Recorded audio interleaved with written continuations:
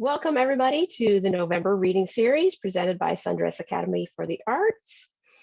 For anybody who doesn't know, Sundress Academy for the Arts, or SAFTA, is a writer's residency and arts collective that hosts workshops, retreats, and residencies for writers in all genres, including poetry, fiction, nonfiction, journalism, academic writing, playwriting, and more.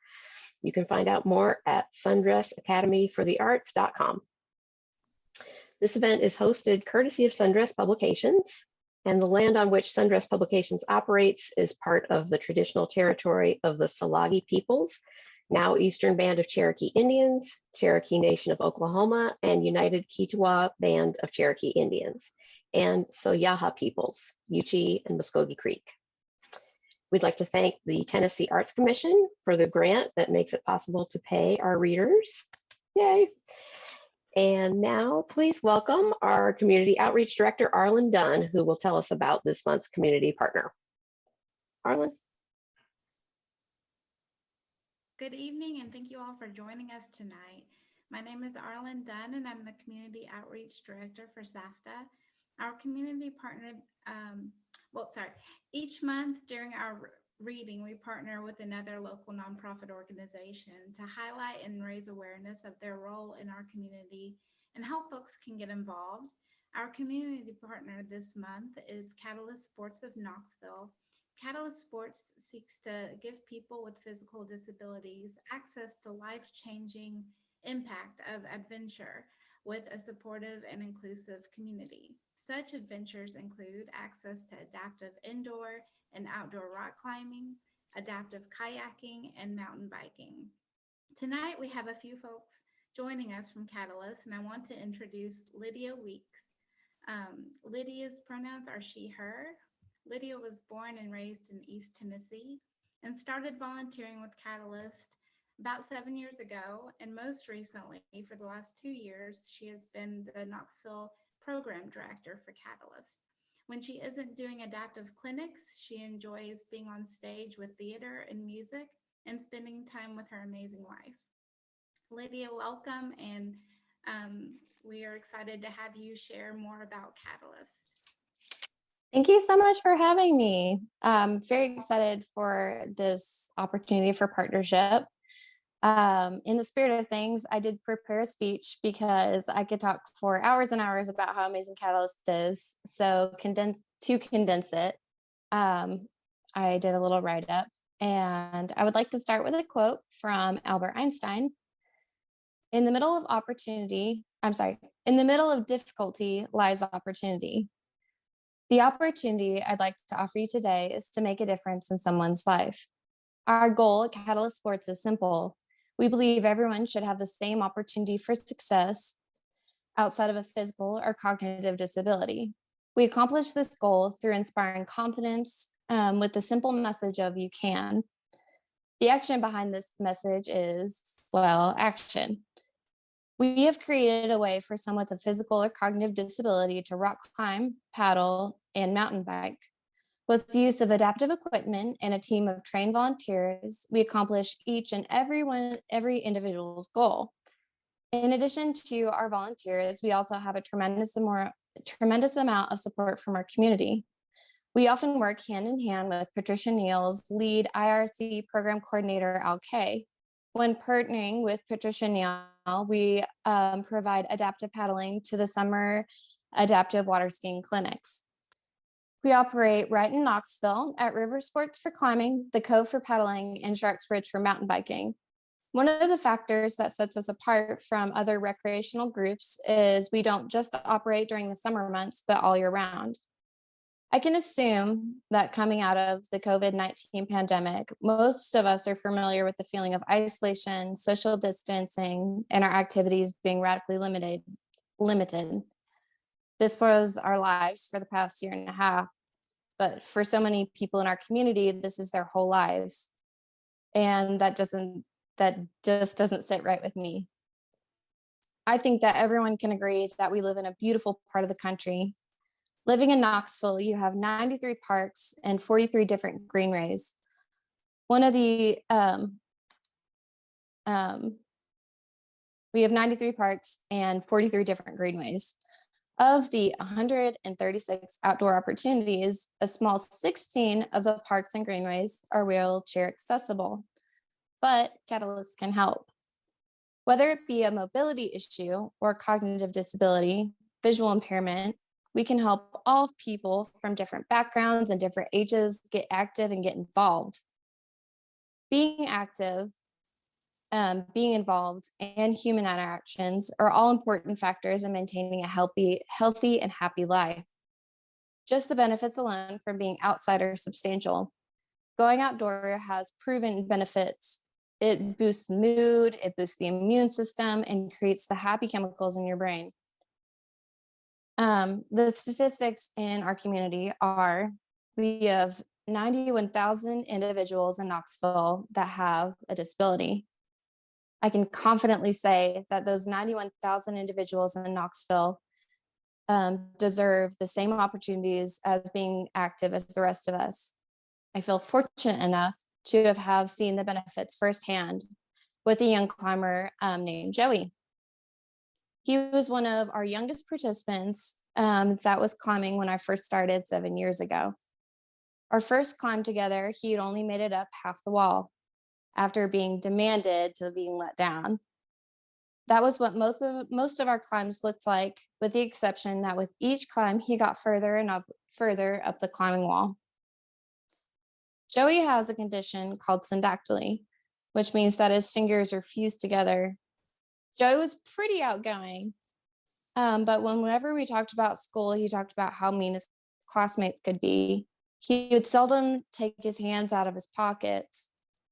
I knew that my role with Joey would be encouragement, encouraging his process, encouraging him getting up the wall and trying again, bringing out the confidence and skill that he already possessed.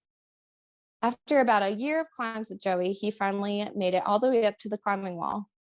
He was greeted with a thunderous applause from the team below, bringing a smile that went from ear to ear. Overcoming that obstacle for him was life-changing. Being able to tackle a problem that gave him a level of confidence that spilled out into other areas of his life. He now walks with his hands out of his pockets and doesn't just climb, but participates in other sports as well, especially when it comes to school. I have countless stories like Joey. I have so many stories that have broken my heart and put it back together because of the huge impact that Catalyst Sports can provide, not only to me and the volunteers, but obviously to the participants and athletes. And you can be a part of this. You can use your time or resources in creating something helpful, meaningful, and inspiring. Whether that be time or resources, or simply following us on social media, it all helps our cause. It all helps make a difference. I would now like to challenge all of you to take one more step with me and send us your email or phone number, or add us on Facebook and Instagram so you can keep up with all the amazing things that we're doing. Life is difficult, life is challenging, but we're an adaptive species. And with the right amount of encouragement, there's nothing we can't accomplish, especially when we're accomplishing it together.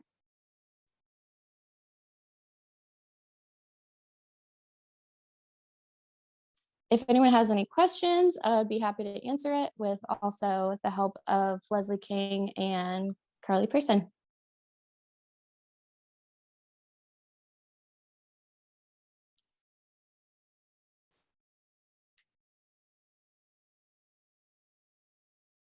Not everyone at once, though. Thank you so much, Lydia, for sharing.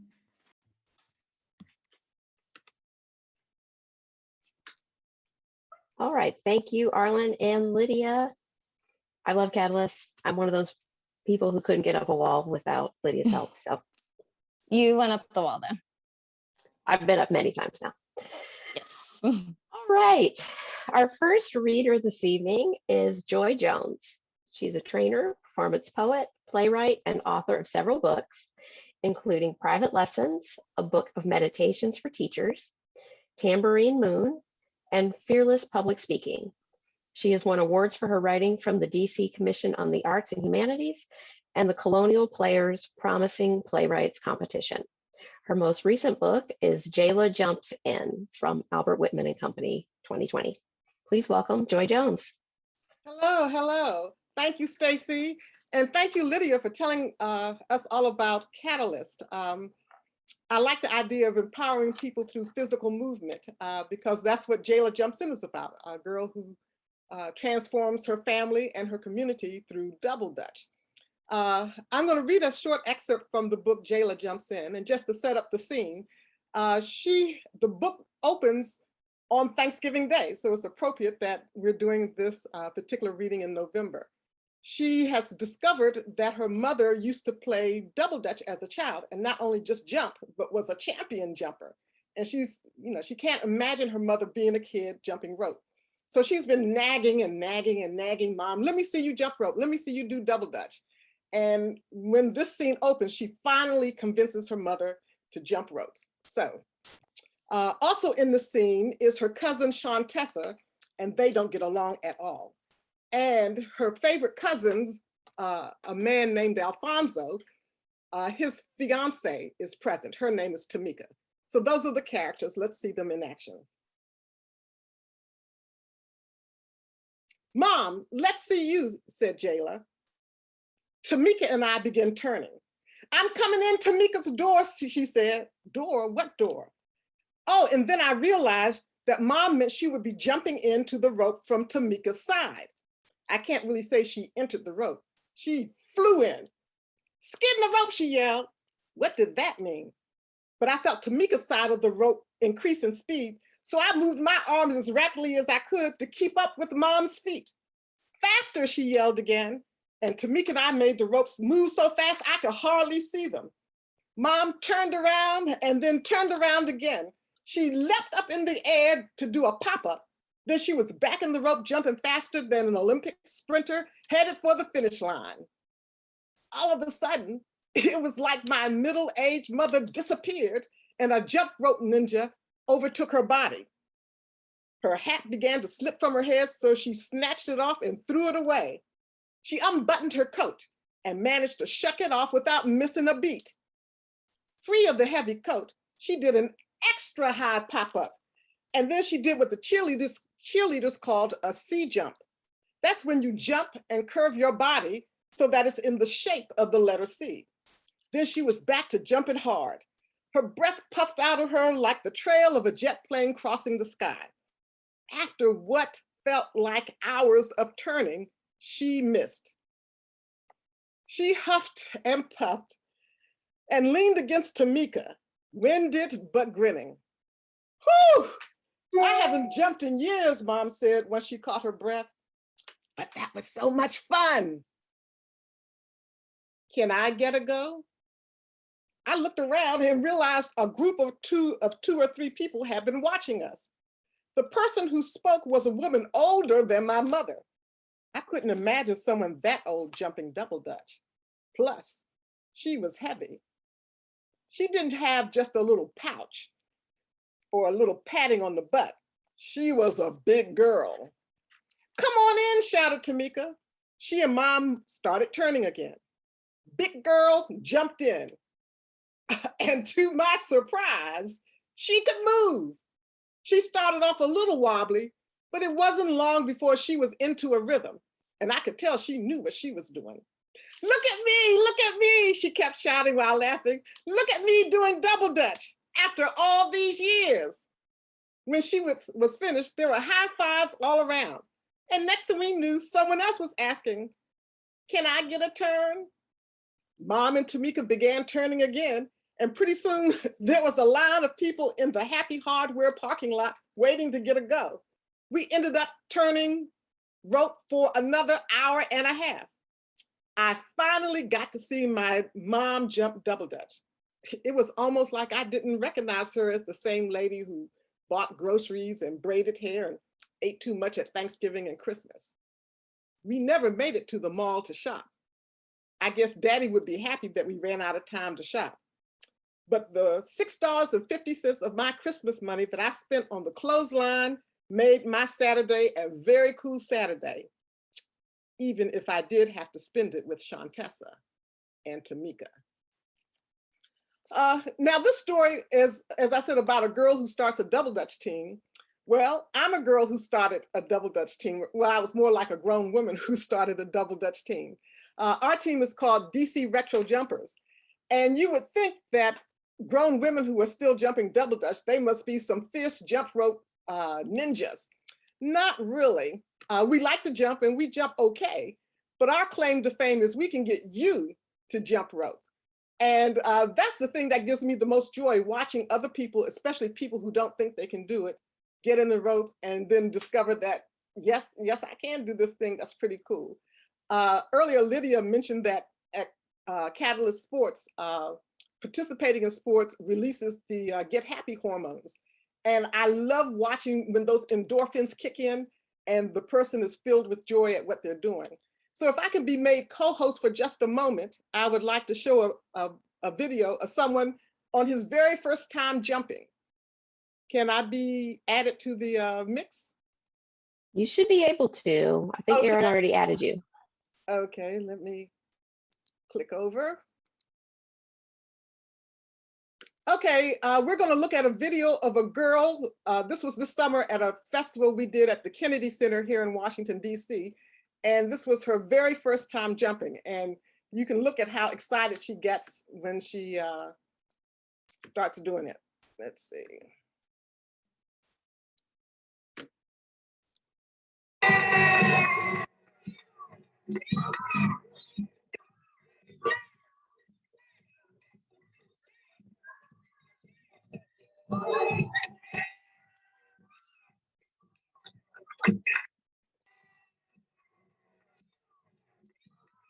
Okay.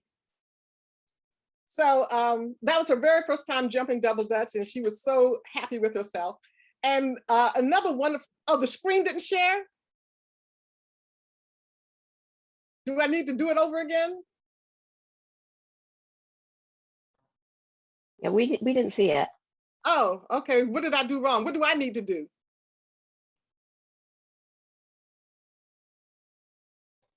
You should, do you see the share screen button at the bottom? Is it lit up green for you? Ah, okay.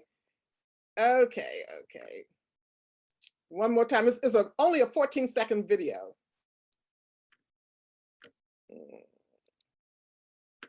And I'm not seeing, let's see. Okay, well, maybe we're not going to be able to do this because I don't see the item that I want to share.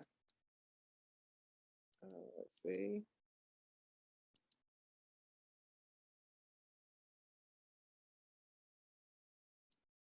Okay, I'm not clicking on because it's not coming up. Okay, well, I'll just go on to the next thing and maybe I can bring that up at another point.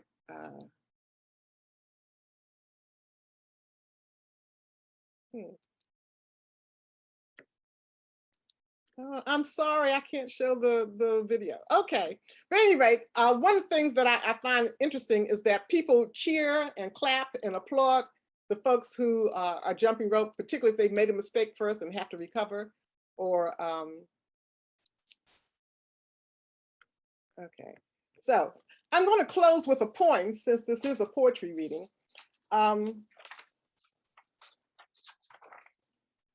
Let's see. Being a double Dutch professional is certainly not something I imagined I would be doing as an adult, jumping rope and then teaching how to jump rope to other adults and kids. But I think being open to being creative makes a difference. And so my charge to you is to make sure you keep those channels of creativity open as well. So this poem is called Prescription. Are you tired, run down, depressed, and blue? Have a headache, a backache, a heartache or two?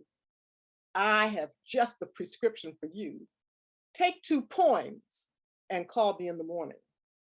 Write a book, beat a drum, rap a rhyme. What? You tell me you have no talent, no magic, no skill? I tell you, if you don't dance every day, something is wrong with you. Paint pictures as if your very life depends on it. It does.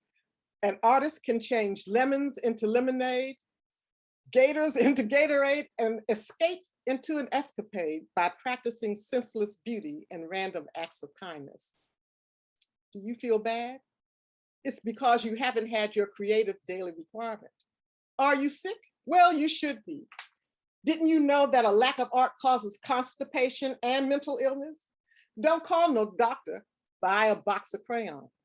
Didn't you know that playing a musical instrument raises your IQ by several points? Poetry might cure cancer, and a song sung through your tears will do more to bring God nearer than 100 Hail Marys. Compose a tune about the late fee on your rent, the bus ride home, the lady at work with the arched eyebrows, the hair on your big toe. Millions of dollars have been made by people who wrote songs about little green apples, big behinds, and funky stuff. Chances are you even bought one of those songs. Be mad and original and comic and glorious in your play, for it will make you wise and mystical. See if you can get your next orgasm by composing a tune. You are made in the image of your creator, so you have no choice but to be creative. Anything less is a sin. Thank you. Thank you. Thank you, Joy. Wonderful energy. We appreciate you. Awesome. All right. Oh, I have a cat here. We're going to move on to our second reader of the evening.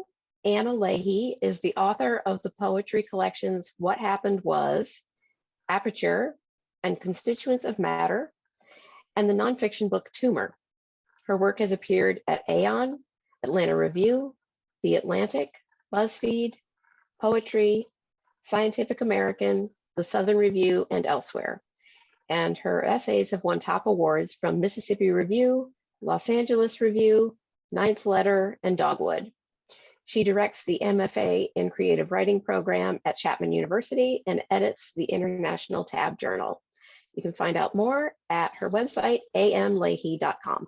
Please welcome Anna Leahy.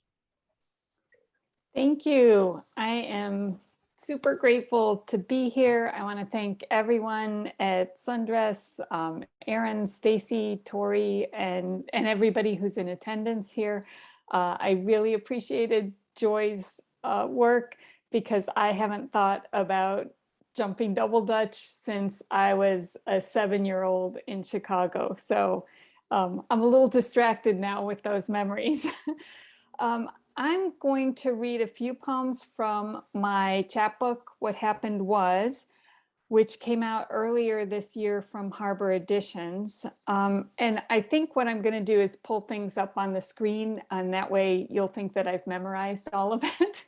And I think I'll share first, before I get to the chapbook poems, a sort of goofy poem that I wrote relatively recently. It's a prose poem. It's just one long sentence, and it feels especially appropriate for a Wednesday that to me feels like it should be at least Thursday or Friday this week.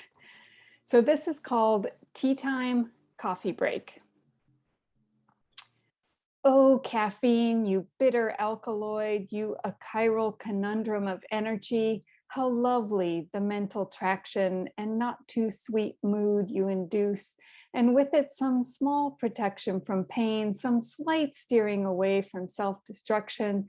How nice of you to protect my throat from cancer, my liver from scarring, while admittedly you let my bones leach a little more. And how steeped I've become, how quick I am to rev out of idling, to react and multitask as you hug the very curves of my brain that drowsiness so much desires, and keep those bits of drowsiness circulating for a while longer, as if they're driving around and around the block looking for a parking place, and you finally give up your neural grasp so that they can slip back in bumper to bumper for the evening, and I wait for the next boiling moment of tomorrow to take another spin with you. I'll move to some of the poems in the chapbook. My chapbook hinges on the title series of 10 poems, each of which repeats the phrase, "what happened was," 7 times. And I started writing these poems after Christine Blasey Ford's congressional testimony during the confirmation hearings for that Supreme Court justice, whose name I just won't mention here. The poems themselves explore a bunch of different ways that women are harassed and impeded and then told it's not that bad. So I think I'll share the opening poem, and that is called "What Happened Was My Mother Was Pregnant with Me." What happened was my mother was pregnant with me. She mapped a way through without stopping. What happened was the dean thought she would stop. The dean wanted her to go away. He expected her to go away. The dean said that she might fall down the stairs. The dean made his secretary call to tell my mother this. He would not tell her himself. She was not worth his time. She was expected to lose her way in this world. What happened was my mother finished a semester late. She wore a graduation robe with 3 velvet stripes on each sleeve. She held my months-old self for a photo, proof this could be done. She missed that year's bar exam. She passed the bar exam the next year, a year late. What happened was my mother told me that life wasn't fair. My mother wrote fairness into the law for me. What happened was my mother told me that other children needed her as much as I did. My mother had her own white phone on the wall for their emergencies. What happened was my mother knew she didn't have chances others did. My mother knew that she had chances others didn't. What happened was I grew up believing in fairness and chance. I usually read several of the What Happened Was poems when I do a reading, but half the chapbook is other poems that are sort of loosely related to this theme or this topic. The one that I'm going to read next is something I had been pondering for a long time, and to my mind, I think this poem is about how many meanings we attach to certain concepts and how contexts and assumptions affect what any given thing means. And I also consider this poem a sort of challenge to the binary, and I want to dedicate it to the many silence breakers among us. The poem is called Solve for X. X happens for a reason. X happens for no reason. X has the power of magnification. X is a voiceless consonant cluster. X is a whisper. X is not that bad. X is worse than anyone knows. X is a sex chromosome. Y is a sex chromosome. Y is a question. Y is a response. Y can be a vowel or consonant, lucky that way. Y is the fingers folded, the thumb and pinky extended, saying, hang loose. Y is the same hand tipping thumb to lips, saying, drink. Y is the same hand with thumb to ear, pinky to lips, saying, call me. Y is unrestricted economy travel. Why buy the cow? Why in the devil? Why in God's name? Why not? X is the horizontal axis. X marks the spot. X marks the choice in a box. X marks a place not to go. X means to cross, is a cross. X is an intersection. X is a fist with the finger raised and crooked like a hook. X is pronounced before a syllable of stress. X can be completely silent at the end of what's said. XO, XO, XO, X is a kiss. X drawn over the heart is a promise of secrecy. X is drawn over something to negate it. X means no. X is a god, a sacrifice. X is infrequent. X multiplies. X has ancestors and descendants. X has history behind it and a future ahead of it. X is experimental. X is extreme. X is stimulant and hallucinogen. X is pornographic. X is a whiffed attempt and another 2 swings. X knocks down all the pins. X is the crosshairs marking the target. X risks death by poison. X is the generic version, the no name. X is a letter. X is an ancient number. X creates dimensions, breadth and depth and height. X describes waves with accelerating electrons that see through skin. X replaces one's name written in one's own hand. X hopes with fingers hidden behind the back. X is a placeholder for the unknown thing. X is an independent variable. Solve for X. The next poem is another from the chapbook, but not one of those What Happened Was poems. And this poem is called 1,000 Suns, and it's based on photographs of nuclear tests conducted by the United States. And I drew especially from a book of these photographs called 100 Suns. 1,000 suns. Because each was as bright as the sun, men cowered, backs to blast. Easy, and it is and it isn't, like a gasp in free fall, air held like a breath, then release. The breath extends, atmosphere gives up, gives out. Sugar arrives with a sublime taste of proximity as between petal and stalk. Fox, as if Blake's heaven and hell rise together against the dark expanse of universe. How, like a haze, glowing as if through cataracts, the suggestion of what and why. Climax, the throb, the push, the convex meets the concave in kilotons. Moth, like insect to bulb, simple, that burst and burn. Stokes, a star waking, reddening its wake, growing still, the same loud hush rushes. Hornet, the larva uncurls from its corona. We begin with one, like something divine. Why not 1,000 splendors across the shadowed stretches?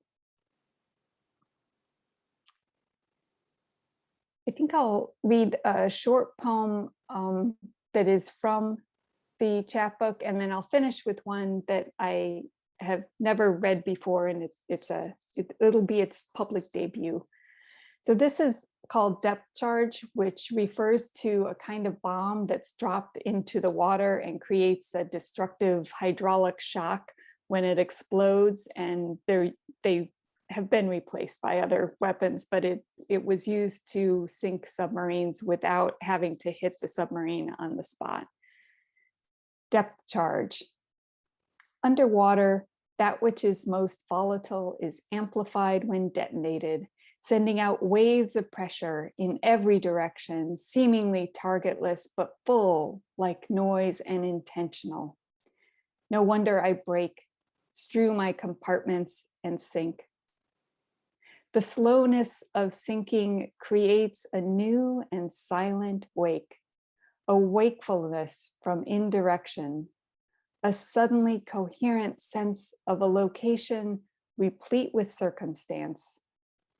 If mine were merely a possessive pronoun, would the word plumb this sight?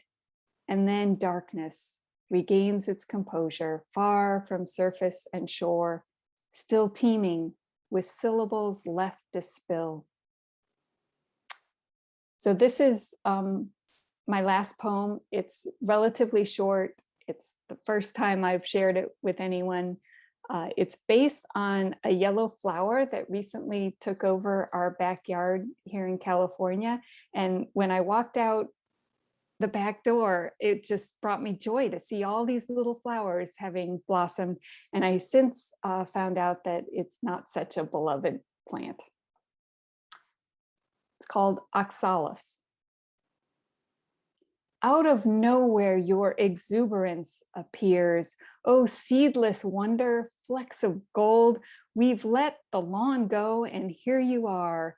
You sour grass of enthusiasm, you taproot of potential, of proliferation and persistence. Here's a pair of scrub jays, simple foragers, plucking and planting even more of your stray bulblets. Their minds map their world and they're stashing bits of it for later. They're planners and therefore they're mourners too. They know what it means to lose something. They know what it means to bury. Oh, yellow flower, you have no idea that there's anything but sprout and bloom year after year. Thank you.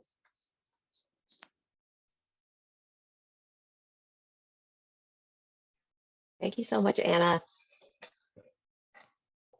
All right, our final reader this evening is Kimberly Ann Priest.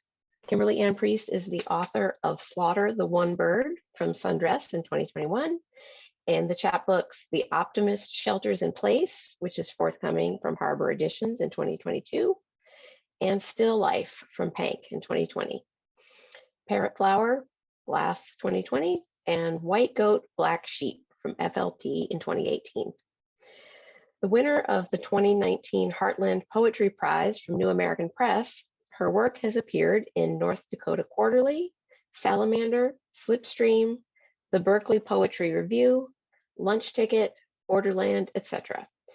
She is an assistant professor of first-year writing at Michigan State University and serves as an associate poetry editor for the Nimrod International Journal of Prose and Poetry.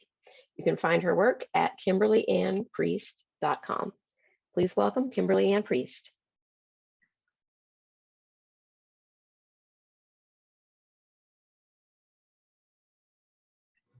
I have to unmute myself. Hello, everyone. I am super happy to be here. And Anna, hi, Anna, another Arbor Editions poet. And super happy to be here with Sundress, and really happy with this book that Sundress just put out, Slaughter the One Bird, just came out in July. And it's absolutely gorgeous. And I love working with Sundress. And I'm really happy to announce that this just got finalist in 2 categories with the American Book Festival for contemporary poetry and nature poetry. So yay, just found that out today. So you guys can celebrate with me. So I'm gonna read a selection of poems from this book, just this book. And chances are I've chosen too many poems because I didn't have time to time this. I might have to skip a little for those following along. On the PDF, there may be some alteration in the lineup as I watch the time. But these poems that I'm going to read, this book covers sexual assault and domestic violence. It's a pretty intense read, as some of my readers have noted. I think it's more intense if you haven't experienced those things, because I think if you have, then you've already, had an introduction to the emotional and physical stressors. But if you haven't, then this book actually introduces you, and that's probably so much more shocking than what I know, because I've been there. So I'm actually working on thinking of ways to even open my readings with ways for my audience to be able to engage more comfortably with the text. And that's something that I'm going to start doing in future readings, but I don't have that stuff ready for now. So just the forewarning of the territory we're going to go through. I like to read without interruptions. So just go from poem to poem, give an introduction at the beginning. So this book is going to mostly cover the poetry of sexual assault more than the domestic violence. What I will say is that, this comes from very real lived experience. I wrote through these experiences as a way to consolidate memories, to even remember, because I had lost a lot of the memories. And so to resurface those, consolidate the narrative, really understand what I was feeling and what I had been through. So I'm going to read through these and just, pause in between. And the one thing I want to tell you, just to contextualize, is that when I had the memories of sexual assault, it's something that happened when I was a child. I was 8, and it was a babysitter, so it was an isolated event. But I had memories in my 30s, and I was already in a relationship with a partner who was violent towards me, and he used this narrative against me. And I think that was probably the most stressful thing for me, was he would tell me that that the reason I thought he was violent is because I had been assaulted when I was young. So it was all in my head. And so he was using that narrative to try to create a new context for what he was doing. So that comes up a little bit in these poems, and that's the reason I want to give you that context. So here we go. Deep breath for myself, for the audience if you need it. All right, the first poem is called Theodicy.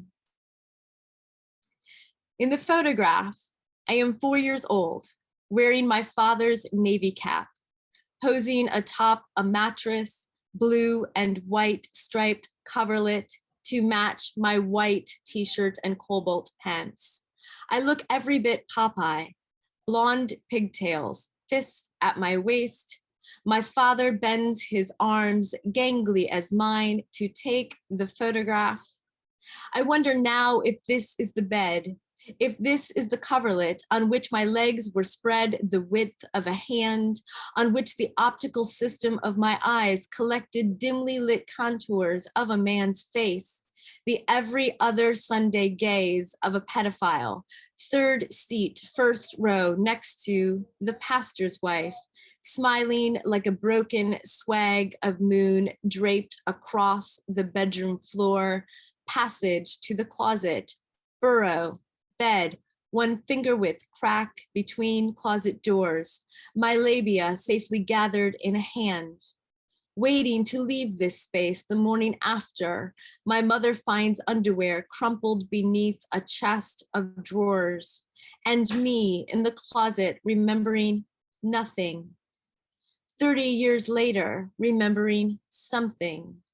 This space, sheets bunched and threaded through our limbs, my husband's silent, smiling face, a door safely gathered in his hand, one finger width crack of vagina, burrow, bed, third seat, first row of the moon, me, collecting the eyes of my father when he says he didn't know he had left me with a pedophile.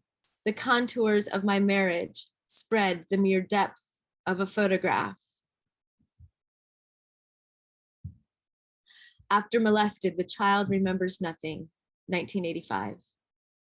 She squirms in the belly of a rowboat, clutching the reel of a fishing rod in her left hand, and reaches towards a can of worms with the other, anxious to spear them, watch their fat bodies wriggle, ripples circling prey. Later, her father slices the caught fish open, sometimes proclaiming it's a female, while pulling out a white sack of eggs, milky bubbles housing tiny black dots, eyes that ogle the insides, a worm clinging to the ovaries, slipping through their slimy gaze. She is born, reborn of secrets and teeth, two thighs crafted in anguish and fitted to her pelvis, as though they have no home, all air and water, all tears and blood. Outside her window, two birds cow as night turns to morning, wetting its black bonnet to the backside of the moon. Her infant hands choose 4 feathers from their phantom screams, covering her ears, sinking their needles deep into the pores behind her lobes like a panacea. Bones fluting with trajectories, admonitions, arteries, and scenes from an afterlife she waits long and lonely to believe. Dropping light around her body, she hopes she will be counted with the righteous despite the invisible strings tied around her bones, tugging, dancing her slowly toward the judgment of the sun's bold, impassive face.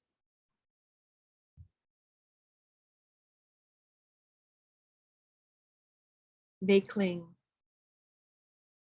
Wingspan for shouldering witness. Things seen but weighted with inflection, flicker of light on wide teeth. Synonyms split like fireflies in glass, surveyed, examined. Moths collide with all eyes open, too minuscule to see the screen door's wire cage, a pair of scissors. Heavy are my hands, your mouth cut like a newspaper clipping, brief confirmation of a face humming like a dial tone, a very clear connection.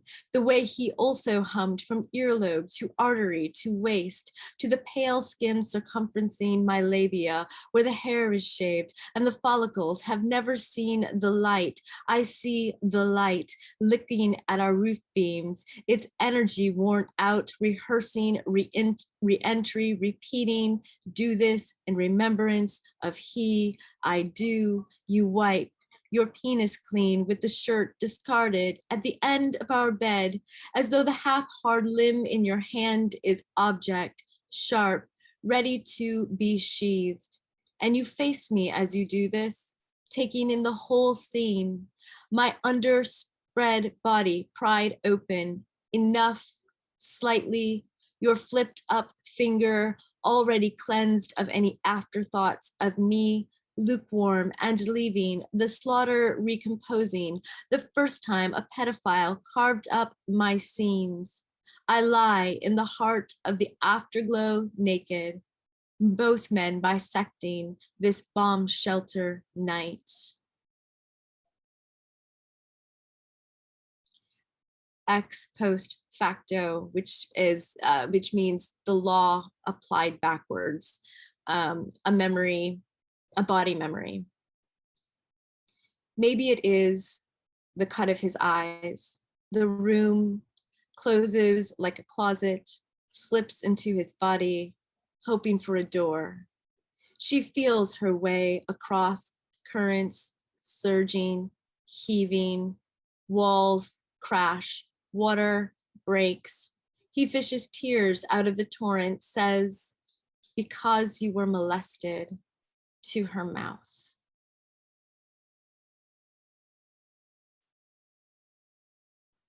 Holy ground. It is not the thought of a man I question, but the smell of him, the sight of him, the feel of his thumb caressing the back of my neck, because it all seems too honest, far too much I am that I am, a phrase slithering around my bones, matriarching my creases and folds, mocking me for craving its audacity, wanting to put it in my mouth and savor its juice, to speak it back, pointing at the rod of a man's power, to command, throw it down, and watch the rod lasso up into a spineless noose. My husband's people, male after male after male, groaning under the weight of tyranny, dependent on his bravery to release them, cleanse them of fear. So I think I'm going to read two more poems, and this next one is called A Reflection on Pathos. I had 2 children while I was married, and I think that having experienced quite a bit of quite a lot of verbal violence, but also a lot of physical violence. And of course, this book only touches on some of it, and the poetry I'm reading tonight only touches on some.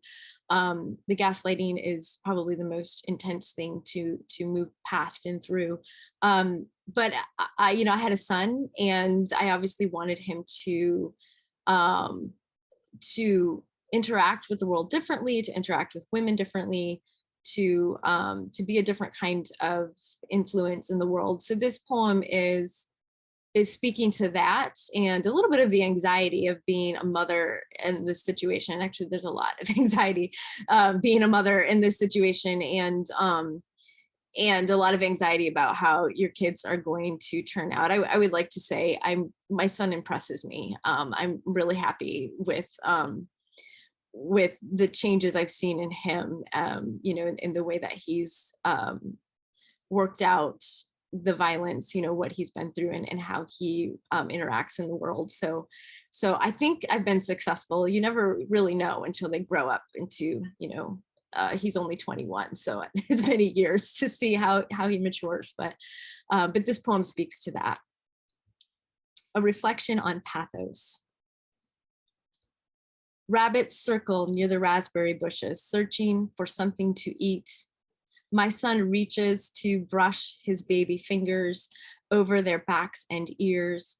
They freeze, startle, escape, the grass waving behind them like a soft crop of hair, a landscape so unmolested, perfect. Some say he looks like his father. I think he looks like me, every mite and particle. His thick brows and bold jaw demanding attention, but not the sort that most sons do. I taught him to be mine, to remember the consequence of matriphagy, how Eve guided mothers toward the importance of sons, to let them consume, protect their fragile egos after ritual offering, and how this pathos favors touch. Silence in our most holy text replaced with, and he went to her and comforted her. Coping, sex. Cain begotten in a shed behind the house where the tools for gardening are kept, when not in paradise, reads the sign above the door, an unfinished phrase. If only we knew beforehand what would come of our longings for Eden, what damage we would make. My son, a shadow of some image stumbling away from me. I pull his infant body to my body, cut his waist into my hip, point toward the bushes. He follows my reach with his eyes, observes the rabbits searching for insects in the grass, against what we know of their nature. Today, they are craving fresh meat.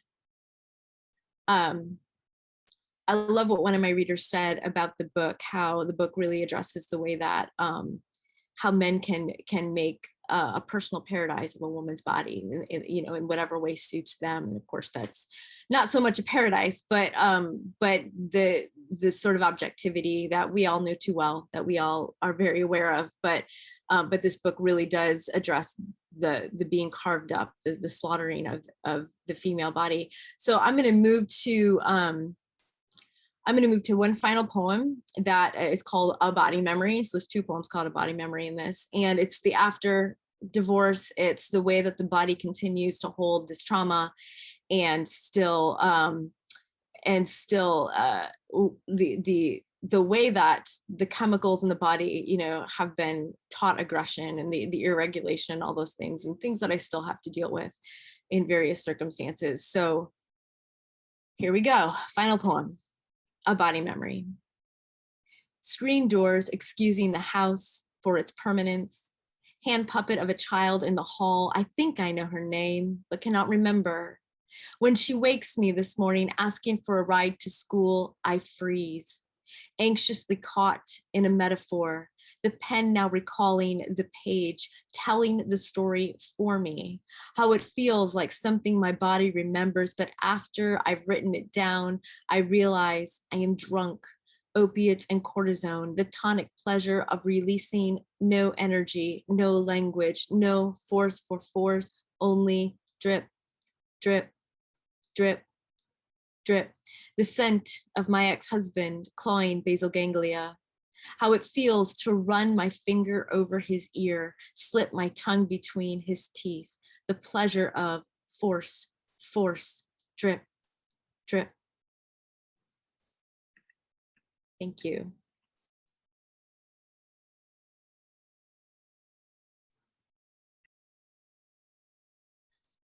Thank you, Kimberly. That was really powerful. Well, what a great evening it's been. We have just a couple minutes left. If anybody has any questions for our readers, please feel free to pop it in the chat. And while we're doing that, I would like to remind you to please donate to our wonderful, awesome community partner, Catalyst Sports. You can access their website through the link in the chat. And please join us on November 21st for this month's Poetry CrossFit, which is a generative writing day with prompts, reading opportunities, and other fun stuff. That will be hosted by Alexa White, and that'll be on Zoom. Again, November 21st from 2 to 4 p.m. Eastern Time. And you can find out more and RSVP at the link in the chat. We also have another event coming up on December 8th. That is a workshop called Resisting Genre, Poetry as Hybrid and Experimentation, a writer's workshop led by Claire Benzadone. And that is December 8th from 6 to 7:30 p.m. Eastern Time. And the workshop aims to explore the concept of genre, particularly within the scope of poetry. And you may ask, does a poem need to be strictly defined as a prose poem? And what if it also reads or contains elements of the lyric essay? These will be some of the questions that we'll cover in that workshop. So you can learn more about that on our Facebook page at the link in the chat. And finally, I want to invite you to our final event this year. It'll be our December reading series on December 29th. That's also a Wednesday, from 7 to 8 p.m. Eastern Time. And our readers will be A.He Lee, Christopher Citro, and Chaya Uvas-Neswar. So until then, we will see you back on Zoom. Again, I'm Stacy Estep. I'm the reading series coordinator, and everybody take care, and we'll see you soon.